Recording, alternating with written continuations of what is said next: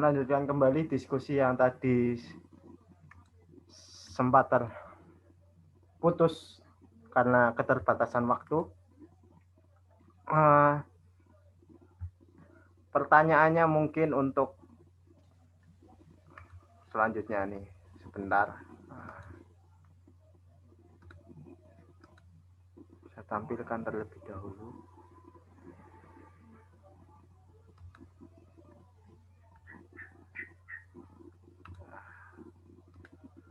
Menyikapi dengan materi yang sebelumnya. Oke.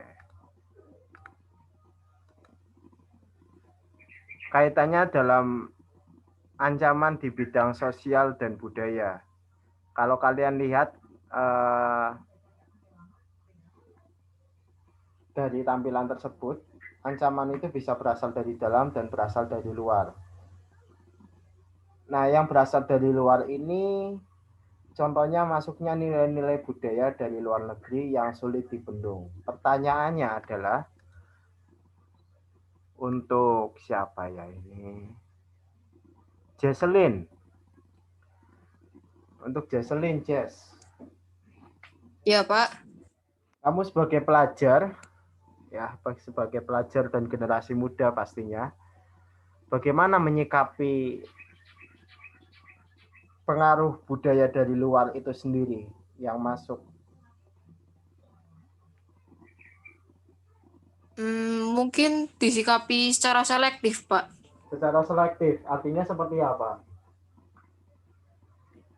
Jadi nggak semua budaya bisa diterima langsung, soalnya ada yang bagus sama yang enggak, Pak. Oke, ada yang bagus, ada yang tidak. Nah, menurut kamu, pengaruh yang bagus dari budaya luar itu seperti apa? Pengaruh yang buruk dari budaya luar itu seperti apa?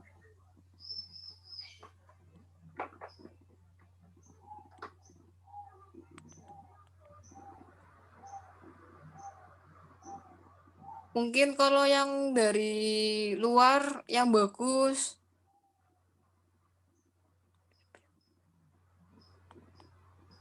Kira-kira apa? ya pola pikir masyarakat itu jadi lebih maju gitu. Pola pikir masyarakat yang lebih maju, oke, ya. Itu karena open mind-nya mereka open mind-nya mereka terhadap segala Iya, Pak. informasi, sehingga mereka jadi jauh lebih welcome lah terhadap perubahan-perubahan yang terjadi. Tapi kalau pengaruh buruknya,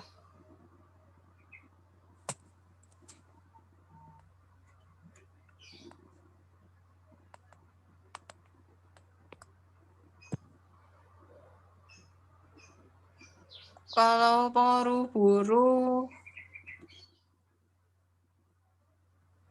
mungkin lebih ke gaya hidup. gaya hidup yang seperti apa?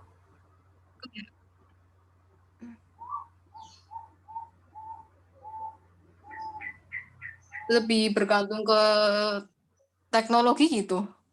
Lebih bergantung ke teknologi. Oke. Kalau kamu sendiri terpengaruh dengan hal itu tidak? Tergantung dengan teknologi. Sangat tipikal pribadi yang Sangat tergantungan dengan teknologi atau tidak? bergantung, Pak. Bergantung. Contohnya apa? Dalam hal apa? Kamu lebih Misal nyaman? kayak ngerjain ngerjain tugas kan biasanya baca dari buku. Misal cari jawaban sekarang udah bisa dari internet mungkin. Oh gitu. Oke. Oke, Dian mungkin atas nama ini ya. Bukan namanya Dian ya tadi. Makanya belum saya masukkan. Oke. Jadi terkait dengan penggunaan internet itu kamu sangat ketergantungan dalam hal itu ya. Iya, Pak. Oke. Ya. Oke, terima kasih Jocelyn. Mungkin dari yang lain, dari yang laki-laki nih, kaum lelaki. Dari Justus, gimana Justus? Atau dari Stephen? Bagaimana kalian menyikapi pengaruh budaya dari luar?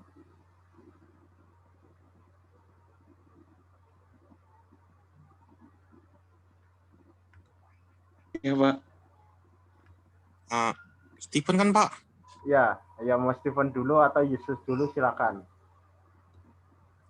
Dengan selektif dalam memilih dalam kebudayaan yang telah didapat dari luar negeri. Selektif juga sama dengan Jocelyn tadi.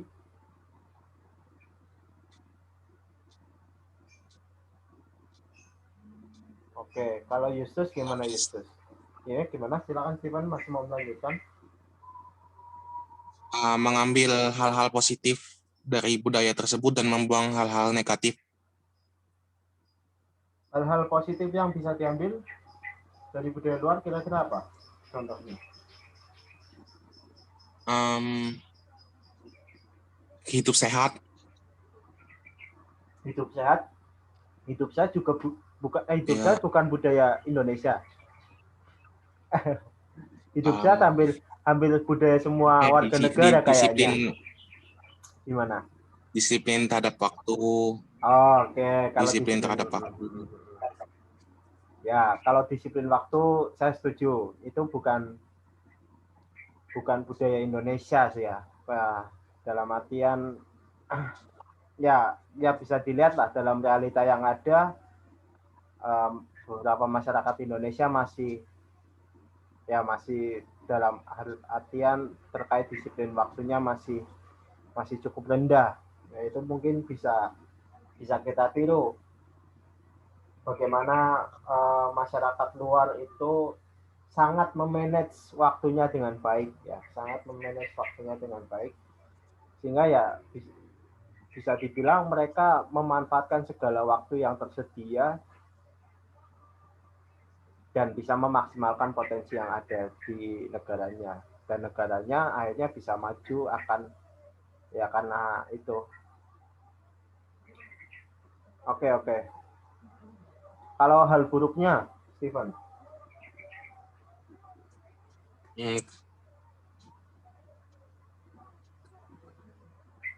Dalam hal pakaian. Dalam hal berpakaian. Contoh berpakaian budaya luar seperti apa memang yang bertentangan dengan nilai-nilai yang ada di Indonesia? Terlalu terbuka. Oke. Kalau kamu sendiri melihat hal itu sudah adakah di kehidupan masyarakat Indonesia? Kalau selama di Tegal ya Pak, nggak ada sih. Di Tegal masih nggak ada. Ibaratnya pakaiannya masih batas-batas normal gitu ya, masih sesuai pada tempatnya. Iya. Oke. Tapi kalau normal, kalau di kota-kota besar itu sudah menjadi kebiasaan. Kayak.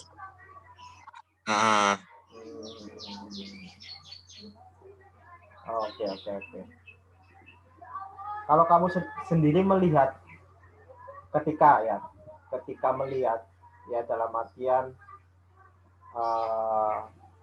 masyarakat yang berpakaian tidak pada tempatnya, kamu melihatnya risih, senang, atau sedih?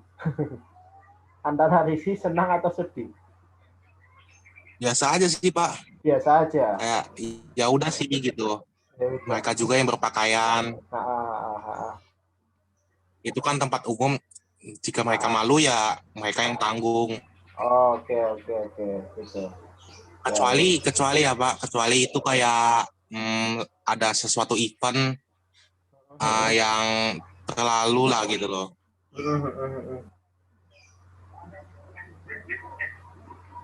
Oke, Van, terima kasih Van untuk pendapatnya. Justus, silakan Justus, barangkali mau menambahkan atau punya pendapat lain atau mengiyakan apa yang sudah dijawab oleh Stephen? Silakan. Sama sih Pak, selektif.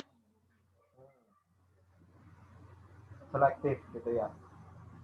Itu saja ya Istus. Ya kalau positif negatifnya mesti ada juga sih. Ada juga, oke. Oke, baik Istus. Mungkin ini pertanyaan kepada kaum perempuan nih. Terkait tadi jawaban dari Stephen, ya melihat dalam hal gaya berpakaian, ya masih terkadang masih banyak ditemukan perempuan-perempuan yang dalam berpakaian tidak sesuai pada tempatnya. Mungkin Jocelyn, kamu melihatnya sebagai sesama perempuan, bagaimana melihat hal itu, Jos? Kalau misal ada orang yang terbuka gitu Pak, pakaiannya. Iya. Ya sesama perempuan lah, kan kamu juga perempuan, terus melihat ya masih ditemukannya, apalagi ya tidak sedikit juga ya anak-anak SMA sekarang juga dalam hal berpakaian juga ya hampir seperti itulah, bagaimana melihatnya. Ya, terbuka itu ada batasannya juga loh Pak. Kalau misal terbuka itu benar-benar kayak gitu, nggak enak lihatnya.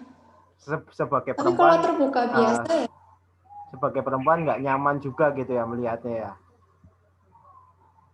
Iya. Tapi ya ada batasannya sendiri Pak. Oke, yang kamu maksud batasan itu seperti apa? Ya kayak misal pakaiannya tuh kayak nggak layak gitu loh Pak, dipakai kayak di Indonesia gitu kan. Kalau misal di luar negeri kadang kan kayak biasa aja, tapi kalau di Indonesia dilihatnya nggak nyaman gitu loh. Yang menurut kamu masih dalam konteks masih batas wajar pakaian terbuka di Indonesia itu yang seperti apa? Celana pendek, terus bajunya yang kalau ngangkat dikit itu kelihatan loh Pak. Longgar-longgar gitu ya? Atau gimana? Iya. Itu masih batas wajar ya? Oke. Iya. Kalau kamu sendiri dalam hal berpakaian khususnya di tempat-tempat umum seperti apa? Kalau di tempat-tempat umum, kalau celana pendek, aku normal sih Pak. Tapi kalau pakai baju yang agak terbuka gitu, sebenarnya aku nggak nyaman. Tapi ya biasa aja sih Pak. Oh. Tapi kamu sendiri pernah berpakaian seperti itu atau ya enggak pernah? Ya batasannya intinya senyamannya kamu aja gitu. Pernah, tapi yang nggak terbuka gitu loh Pak. Oke. Masih batas. Ya pakaian style anak muda lah ya. Celana pendek, terus kaos simple gitu ya. Iya. Nah, oke. Ya, nangkap. Oke, terima kasih Jos. Kalau dari Flo mungkin mau menambahkan Flo? Masih terkait hal yang sama? Sama kayak Jojo sih Pak. Tergantung senyamannya aja. Senyamannya aja ya. Tapi selama gimana? Silakan. Kan kalau di Indonesia paling yang terbuka gitu biasa dikomenin, kalau enggak ntar yang cowok-cowoknya nanti gimana gitu. Oh ya, seperti kalau buat foto silakan. kayak diliatin gitu kan Pak. Ya kayak mending kalau buat cowok-cowok cewek yang kayak gitu mending ya udah no comment aja sih gitu.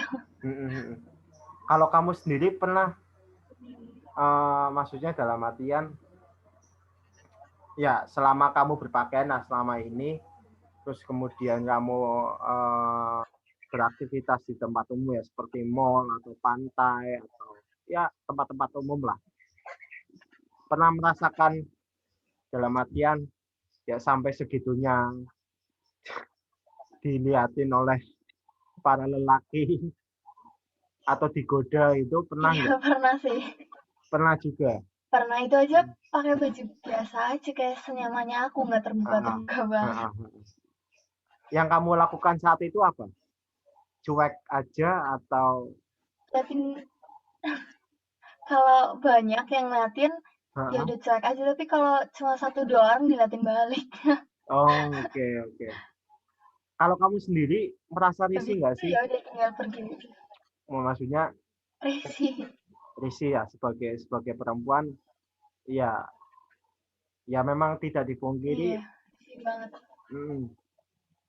Terkadang terkait pelecehan terhadap perempuan yang masih banyak terjadi di Indonesia tidak hanya dalam bentuk fisik saja gitu ya.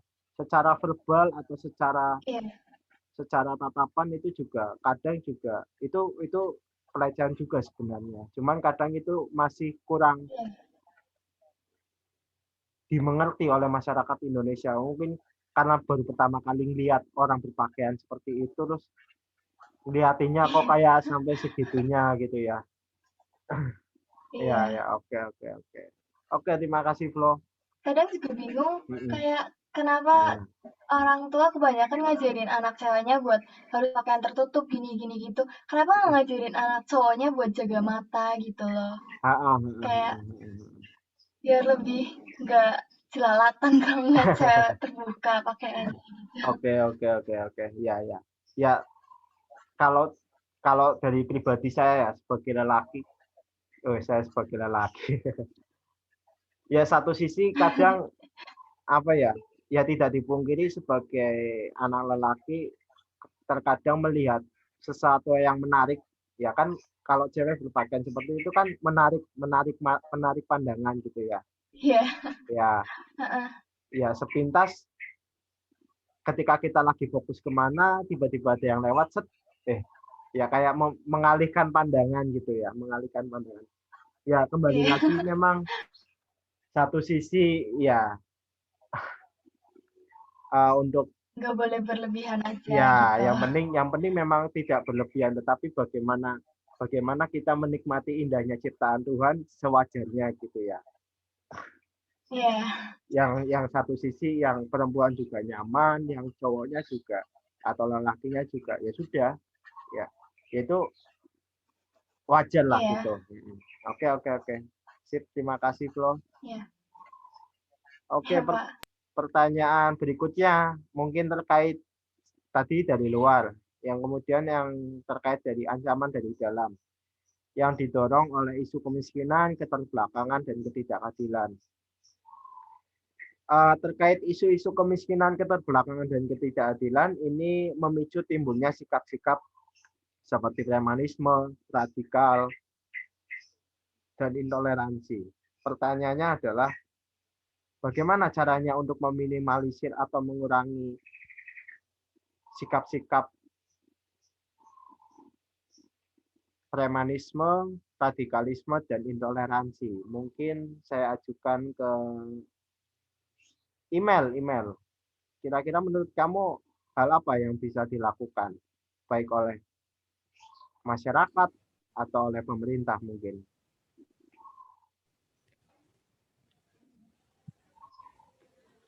Itu sih Pak, kayak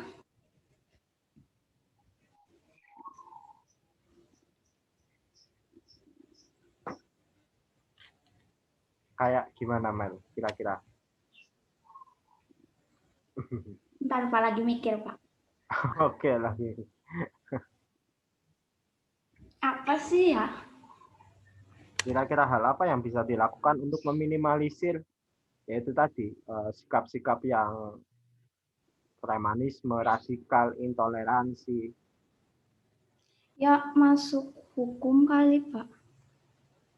Hukumnya ditegakkan? Iya. Oke. Tapi kalau biasanya tuh kan kayak preman-preman di jalan itu kayak apa sih, kurang di ituin loh, kan ada Satpol PP gitu ya Pak.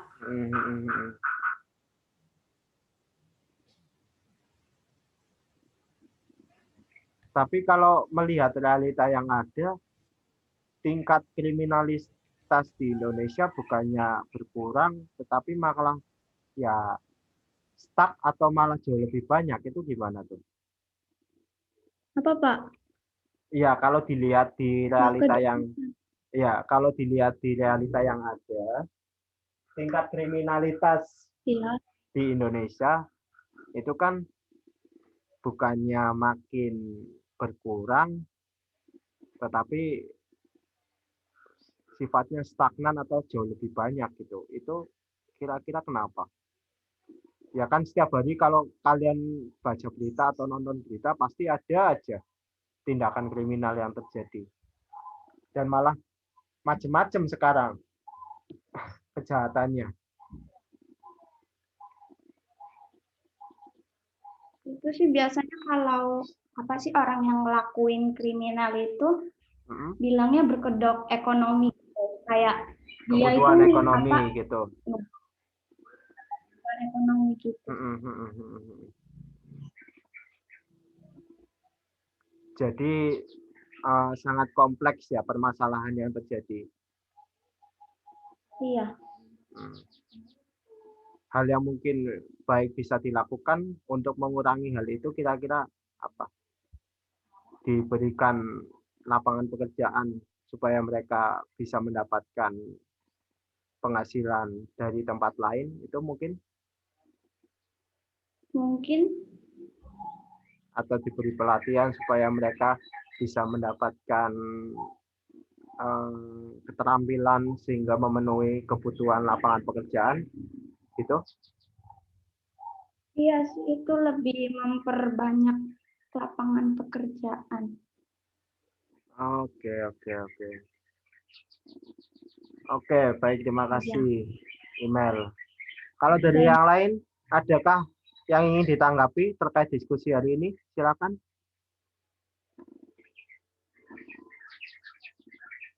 Yang belum bersuara mungkin. Tiana, oke. Gimana Tiana? Kan tadi kayak tentang kriminalitas itu memperbanyak lapangan pekerjaan ya Pak. Untuk Indonesia sendiri kan tindakan kriminalitas tidak hanya dilakukan oleh orang-orang dewasa. Bahkan anak-anak di bawah umur juga banyak melakukan tindakan kriminalitas. Nah, untuk memperbanyak lapangan pekerjaan, apakah itu dapat menampung semua anak-anak? Kayak anak-anak kan belum waktunya untuk mereka bekerja. Itu gimana Pak? Apa diberi sesuatu kayak daerah itu misal membuat kegiatan nonton kayak kegiatan gratis yang disediakan untuk anak-anak yang seperti itu, yang dulunya itu pernah melakukan hal-hal kriminalitas. Oke. Mereka bisa belajar gitu. Ya, kalau kaitannya tindakan kriminalitas yang dilakukan anak-anak, ya maksudnya oleh anak-anak yang masih di bawah umur. Yang pertama, kewajiban anak-anak itu sendiri kan kalau masih seperti umur ya di bawah 12 tahun gitu kan bermain dan belajar, dan ya kewajibannya mereka ya pada umumnya ya belajar gitu, pada umumnya belajar. Dan yang jadi permasalahan di Indonesia saat ini masih belum meratanya fasilitas pendidikan yang bisa dirasakan oleh semua anak Indonesia. Artinya masih banyak ditemukan juga anak-anak Indonesia yang putus sekolah, yang tidak mendapatkan fasilitas pendidikan yang layak, ya karena kebutuhan ekonomi dari keluarga yang tidak mencukupi, sehingga mereka dipaksa oleh orang tuanya untuk bekerja. Nah, di dunia kerja pun itu kan dunia yang keras, ya, dunia yang penuh ya dengan dunia yang keras, apalagi anak-anak yang dalam artian mental dan psikisnya belum siap, ya akhirnya mereka terbawa oleh lingkungan yang ada, sehingga jika lingkungannya dalam tanda kutip lingkungan yang tidak mendukung perkembangan dia, ya dia akan menjadi seseorang yang bertindak kriminal, melakukan hal-hal pelanggaran aturan. Ya memang solusinya untuk anak-anak, kalau menurut saya ya fasilitas pendidikan yang ada, infrastrukturnya difasilitasi lah, jadi memadai untuk semua anak bisa bersekolah, karena memang kewajiban anak itu kan belajar dan bermain. Bagaimana mereka bisa mengembangkan dirinya mereka di lingkungan sekolah. Jika lingkungan sekolahnya aja fasilitasnya belum semua bisa mendapatkan, ya itu akan menjadi tugas tersendiri. Itu sih kalau menurut saya. Oke, terima kasih Tiana. Kalau yang lain mungkin yang belum bersuara, David, Evelyn,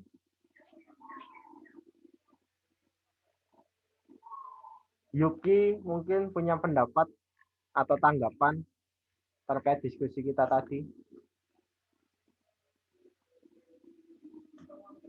Silakan.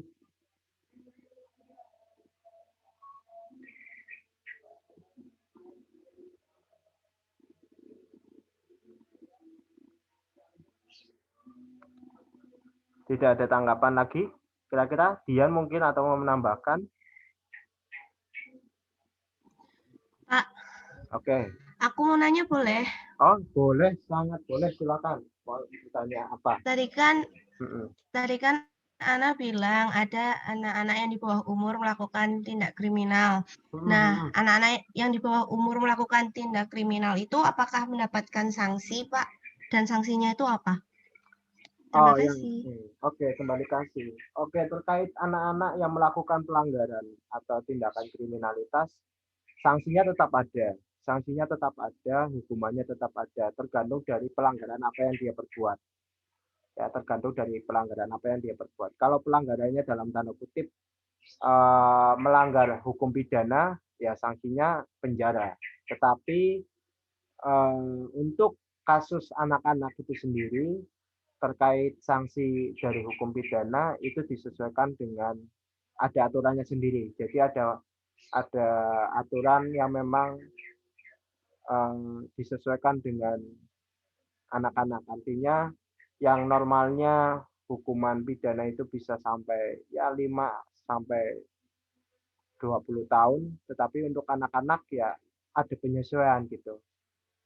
Diberlakukan hukum khusus. Jadi tetap ada sanksi dan hukumannya tetap, tergantung dari pelanggaran yang dia lakukan. Disesuaikan dengan pelanggaran yang dia perbuat. Itu dia. Oh, oke, makasih Pak. Oke, kembali kasih. Yang lain? Pak, saya mau nanya. Oke, mau nanya. Silakan Evelyn. Gimana? Biasanya kan ada anak-anak di bawah umur yang belum saatnya bekerja, namun sudah mencari nafkah karena orang tuanya yang sakit-sakitan atau yang sudah meninggal. Padahal umurnya belum memasuki umur bekerja normal. Apakah jika ada orang yang mengerjakannya itu bisa dikenakan sanksi atau hukum? Terus kalau misalnya dikenain sanksi, itu mereka gimana ya nasibnya? Gimana? Diulangi lagi mungkin Evelyn pertanyaannya. Jadi pertanyaannya pelan-pelan. Biasanya ada anak-anak di bawah umur yang belum saatnya bekerja, namun sudah mencari nafkah karena orang tuanya yang karena kondisi keluarga. Oke. Terus? Padahal umurnya belum memasuki umur bekerja yang normal. Apakah jika ada orang yang mempekerjakannya bisa dikenakan sanksi atau hukum? Terus kalau misalnya kena sanksi atau hukum, itu anak kecil itu cari makannya sih. Oke, nangkap saya. Yang bisa dilakukan orang Indonesia. Jadi pertanyaan pertama kamu, apakah akan dikenai sanksi pada yang memberikan pekerjaan ya. Itu yang pertama ya. Oke. Saya menjawab pertanyaan yang pertama dulu. Terkait pemberian sanksi kepada pemberi kerja yang mempekerjakan anak-anak di bawah umur, tergantung, dilihat dulu konteksnya seperti apa. Pekerjaan apa yang dia berikan kepada anak-anak tersebut. Kalau misalkan dalam tanda kutip dia mempekerjakan anak-anak tersebut dengan mengeksplorasi, misalnya kan banyak sekali anak-anak yang diminta untuk mengemis di jalanan atau mengamen, itu pasti diberi sanksi. Tetapi kalau dalam tanda kutip dia mempekerjakan masih dalam artian batasan yang wajar. Batasan yang wajar di sini dalam artian dalam bidang produksi lah, mungkin dalam bidang produksi ya mungkin membantu dalam pabrik tahu atau pabrik kerupuk, hanya contoh saja ya. Terus mereka bekerja di situ dan mereka pun juga tidak mendapatkan apa ya, tindakan-tindakan kesewenangan selama bekerja, mendapatkan gaji yang sesuai, itu masih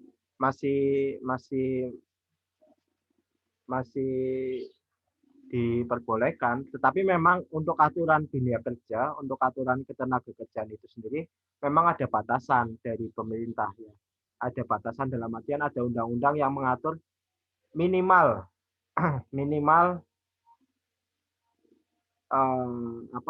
usia boleh bekerja.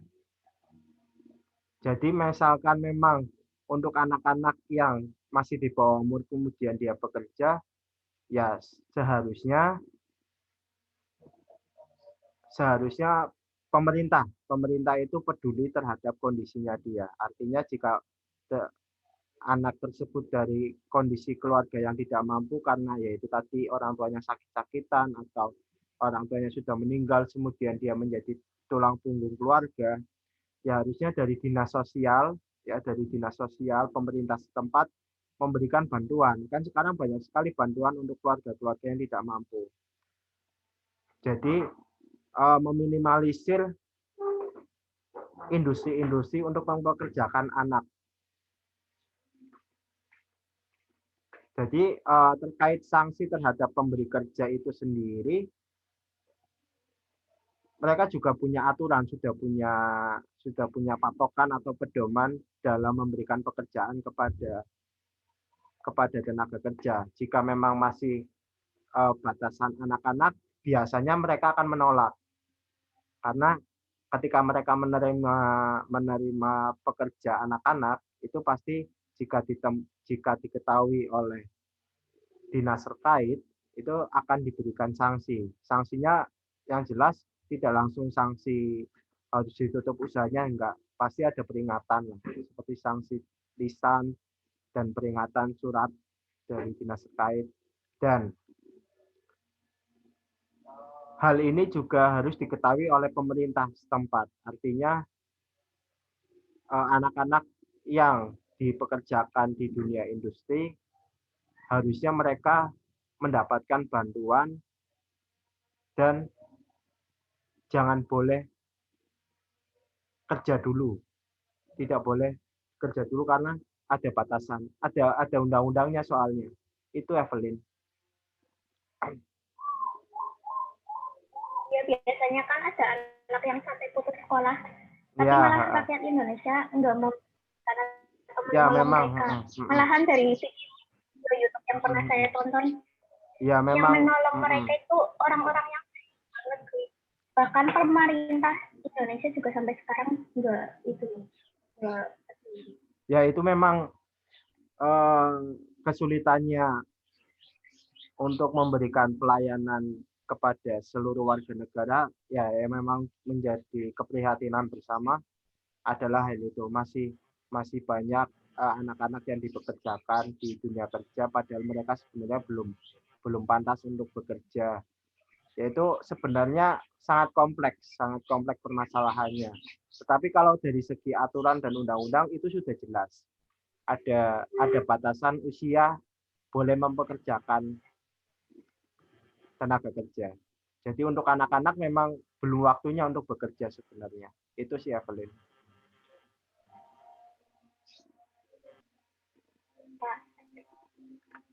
Gimana? Sudah cukup menjawab? Sudah. Oke. Kembali kasih. Baik. Untuk diskusi kali ini sangat menarik. Banyak sekali pendapat-pendapat dari kalian. Dan mengingatkan kembali bagi yang tugas musikalisasi puisinya belum dikumpulkan, masih saya tunggu tugasnya, ya. Jika sudah dikerjakan dan diselesaikan, silakan langsung mengirimkan melalui WA. Itu ya. Baik, sebelum saya akhiri, silakan bisa dinyalakan terlebih dahulu kamera video kalian.